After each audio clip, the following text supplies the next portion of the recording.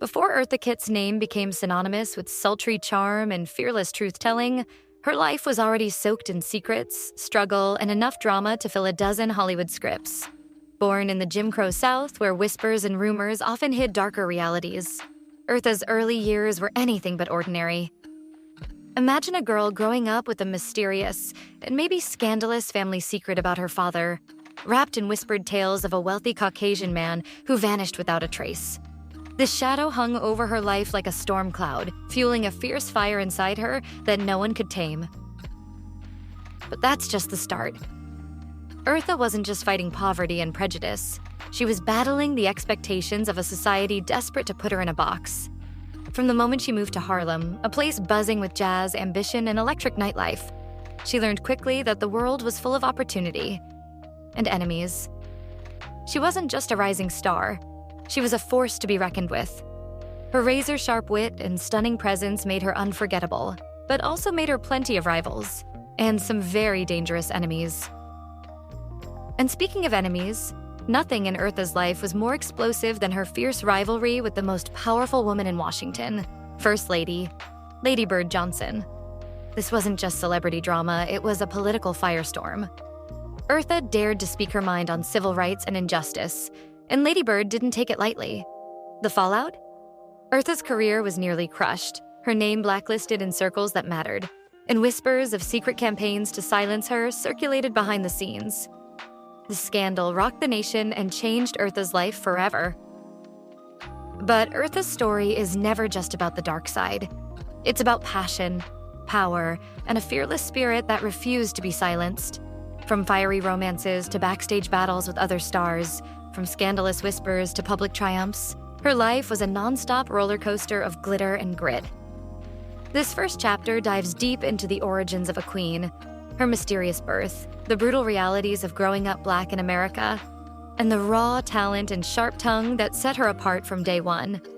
Eartha Mae Keith entered the world in 1927 in the Deep South, but her exact beginnings are wrapped in a cloud of mystery and controversy. Her mother, Annie Mae Keith, was a young woman who never revealed the identity of Eartha's father. Rumors swirled.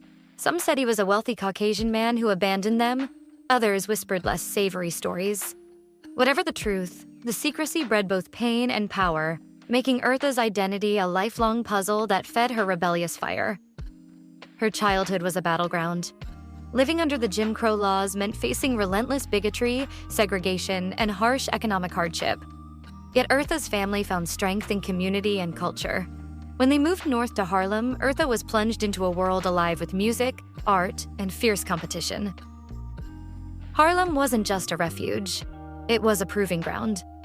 Here, Eartha began crafting the style and persona that would make her unforgettable. A voice like silk and smoke, a laugh that could slice through tension, and a fearless attitude that made people both love and fear her. School was no sanctuary. Eartha was known for her sharp tongue and quick wit, often challenging teachers and classmates alike. She refused to be invisible, even when the world tried to erase her. That boldness carried her to nightclub stages where she quickly became known for performances that were equal parts electrifying and provocative. Audiences couldn't get enough, but Hollywood elites sometimes felt threatened by her unapologetic confidence. By the early 1950s, Eartha Kitt was no longer just the Harlem girl with the exotic voice and dangerous beauty. She was becoming a name, and not just any name. This was the era of Monroe and Gardner, but Eartha was a different kind of cat entirely. She wasn't blonde or demure. She was a smoldering, multilingual, unclassifiable woman who could go from cabaret seductress to political firebrand without blinking. She didn't play the game like other starlets. She flipped the whole damn board. Her big break came when Orson Welles, yes, that Orson Welles, spotted her on stage in Paris. He was instantly captivated. Welles would later call her the most exciting woman in the world, a label that Eartha wore like armor. Welles didn't just admire her. He cast her in his production of Faust, and their rumored affair caused quite the stir. Welles was married. Eartha was magnetic. Hollywood buzzed. But Eartha never confirmed the affair, nor denied it. That was her way. Leave them guessing, always. And that mystique worked like magic. Eartha went from smoky Paris nightclubs to the Broadway stage. where she became a sensation in New Faces of 1952. Her performance of Monotonous, a sultry, tongue-in-cheek commentary on the tedious life of the rich and famous, cemented her image as the ultimate exotic star. She wasn't just beautiful. She was dangerous. She didn't want to be America's sweetheart. She wanted to be its siren. Soon came Hollywood.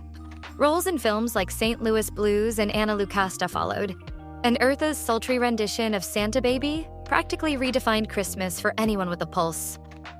Men adored her, women envied her, and producers weren't quite sure what to do with her. Eartha didn't fit the mold. She shattered it. She wasn't just sultry, she was politically sharp, outspoken, and impossible to ignore. And that made her enemies. In 1967, Eartha Kitt clawed her way into American living rooms as the new Catwoman on Batman. Taking over the role from Julie Newmar, Eartha brought something no one expected. A Catwoman who wasn't just sexy but dangerous. She purred her lines with knowing menace. She was both villain and vixen, and for a while, audiences couldn't get enough. But then came that lunch.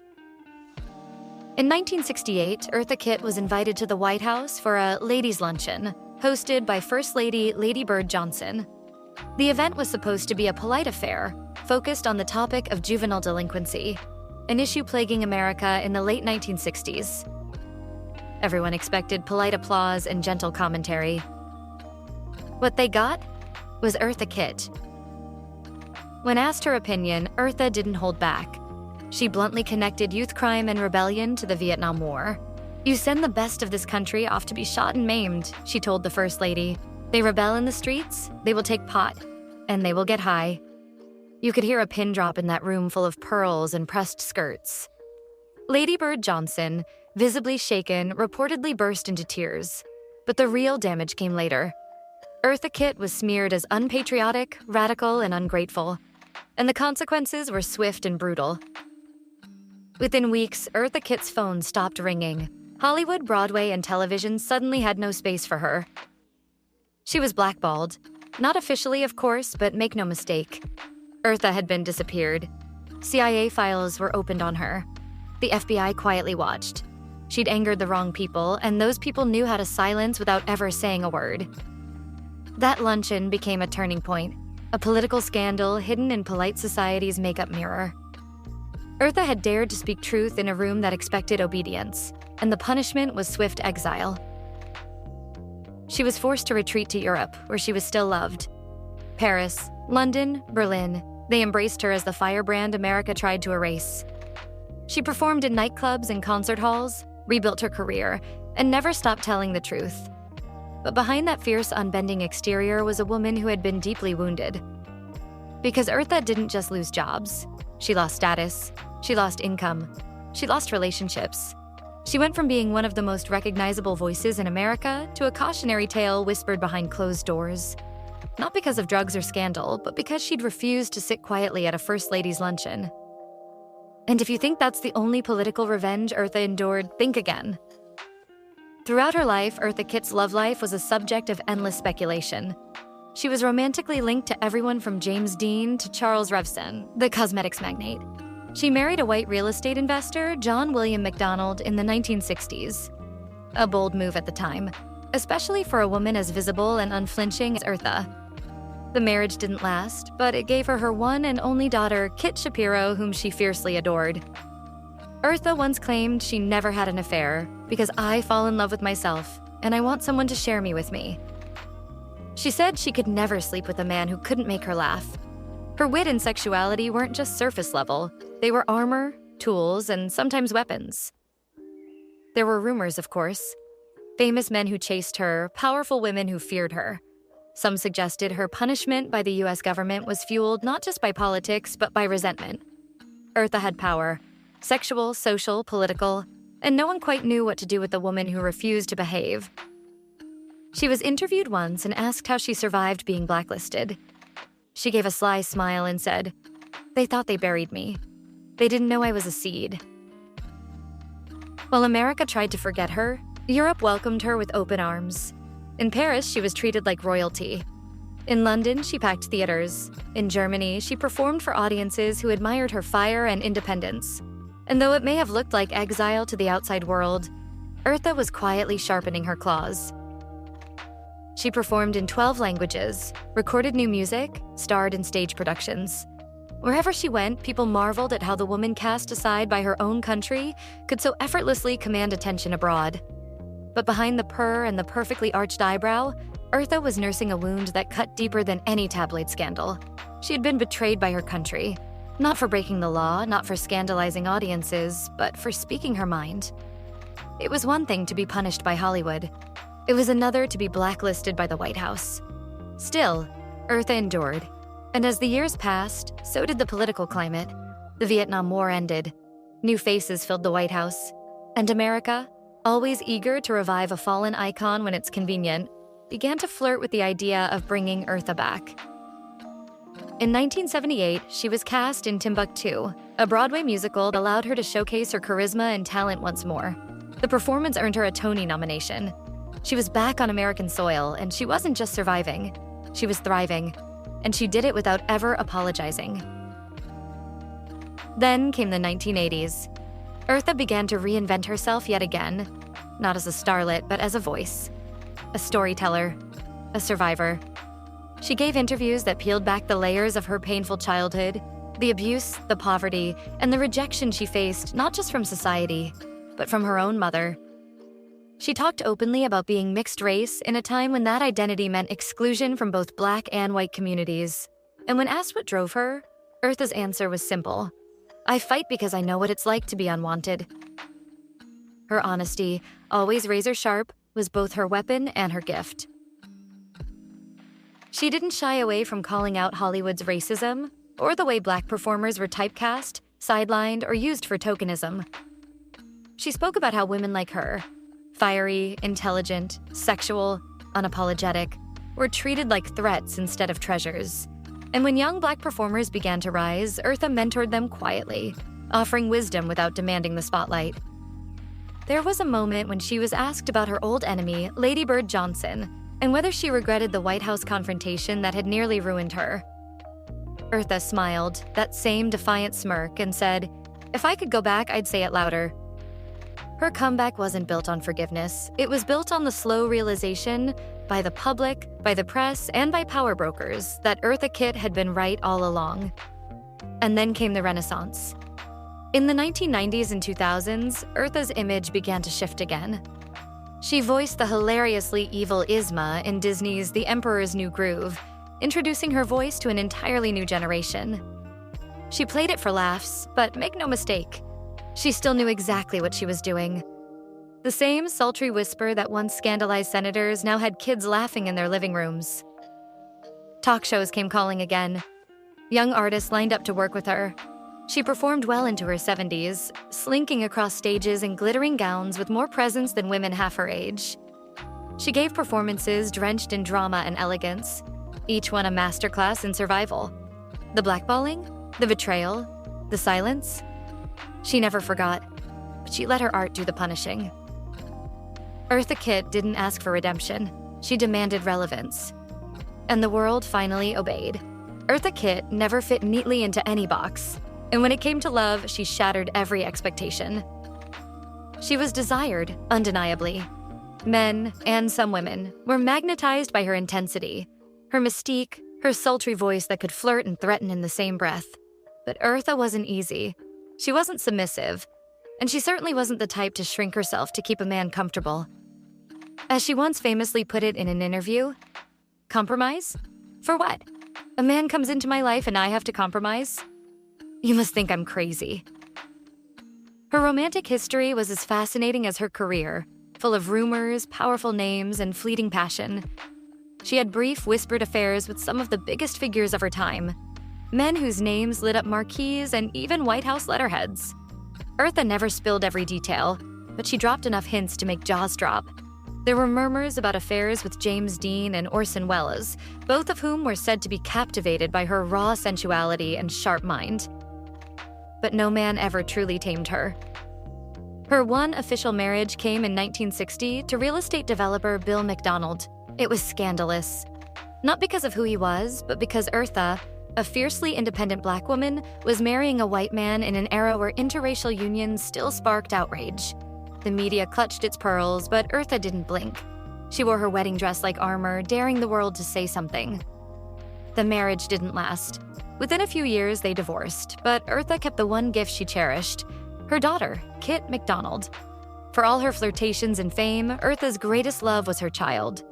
She raised her fiercely, often bringing her along on tours and setting firm rules around her education and image. In Eartha's world, her daughter was off-limits to scandal and safe from the chaos she had endured growing up. Still, Eartha's single status became a topic of near obsession in the press. They wanted to know why this woman, so beautiful, so famous, so desired, remained unmarried. Eartha responded with wicked glee. "I'm not anti-men, I just don't want to be owned." The truth was more complicated. Eartha was lonely at times. Not for company, but for someone who could meet her on her level, someone who didn't want to possess her or dim her light. She once said, "I fall in love with myself, and I want someone to share it with me. And I want someone to share me, with me." Her love life may have lacked permanence, but it never lacked passion. What people didn't always see was the toll fame and rejection had taken on her. Behind the glamour, Eartha carried scars. Scars from a childhood of abuse, abandonment, and racial identity crises that never fully healed. She often spoke about her early years with heartbreaking honesty. Being called ugly, being rejected by her own mother, being sent from home to home like a burden no one wanted to keep. That pain followed her into adulthood. It made her work harder, fight louder, love more fiercely, but it also made trust difficult. Eartha never stopped performing, even in her personal life. Her vulnerability was guarded, revealed only in fleeting moments, often to her daughter or in interviews when she dropped her mask for just a second. And yet, she never became bitter. Eartha was a woman who could sip champagne in Paris one night and weep quietly over a memory the next. She could turn heads on stage and feel invisible off it. She could flirt with presidents and go home alone. She lived with contradiction, and she embraced it fully. Despite all this, or maybe because of it, she never lost her sparkle. Into her 70s and beyond, Eartha maintained her iconic image: the sly grin, the arched brow, the unmistakable purr. She was often asked to comment on modern stars, and she did so with the bemused distance of someone who had already seen and survived it all. But she remained an outlier, even in her later years. She didn't neatly fit into the categories Hollywood had carved out for aging actresses. She wasn't matronly. She wasn't tragic. She wasn't bitter. She was Eartha Kitt, untamed, unbothered, and absolutely unforgettable. By the early 2000s, she was well into her 70s, yet she performed with the same razor-sharp timing and feline grace that had defined her for decades. Age hadn't softened her. It had refined her. Her cabaret shows were still electric, often sold out with fans spanning generations, from lifelong devotees who remembered her in St. Louis Blues and Santa Baby, to Gen Xers who adored her as Catwoman, to millennials who worshipped her as the wickedly hilarious Isma from The Emperor's New Groove. But behind the sequins and stage lights, her health began to decline. In 2006, Eartha was diagnosed with colon cancer, and even that vicious disease wasn't enough to quiet her. She kept the diagnosis quiet, performing for as long as her body would allow. She didn't want pity. She wanted applause. She wanted to keep living, right up until the curtain fell. And she did. According to her daughter, Eartha was literally performing up until the very last weeks of her life. She passed away on December 25th, 2008. Yes, Christmas Day. The same holiday where her voice had become a seasonal fixture thanks to Santa Baby. In a strange, poetic twist, she bowed out on the day that most people unwittingly played her most sultry anthem. And just like that, Eartha Kitt was gone. But she didn't vanish. Far from it. Her legacy was cemented not just in her work, but in her fearlessness. She was a woman who'd been born into nothing, tossed aside as a child, blackballed by a presidential administration, exoticized and exploited by the entertainment industry, and still managed to become iconic. Eartha's daughter, Kit Shapiro, later wrote a book called Eartha Kitt, detailing the complicated but loving relationship they shared. The portrait that emerges is one of a woman who is intensely private yet deeply maternal, A mother who fought fiercely for her daughter's protection, even when the world cheered for her to self-destruct. In the industry? Oh, how it changed. In her lifetime, Eartha watched as the same media that once condemned her for being too sexy, too opinionated, too black, too foreign, too difficult, recast her as a trailblazing legend. She went from threat to icon, from outsider to queen. Drag performers channeled her every slink and purr. Pop stars cited her as a major influence. Activists invoked her political courage, and artists of every stripe studied the blueprint she laid out for surviving an industry that tried, many times, to silence her. Eartha Kitt didn't just leave behind songs or catchphrases. She left behind an entire philosophy: that you never compromise who you are, that survival is a form of rebellion, and that sensuality, intelligence, and power are not mutually exclusive. She was complicated. She was controversial. She was captivating. And she was, unmistakably, Eartha.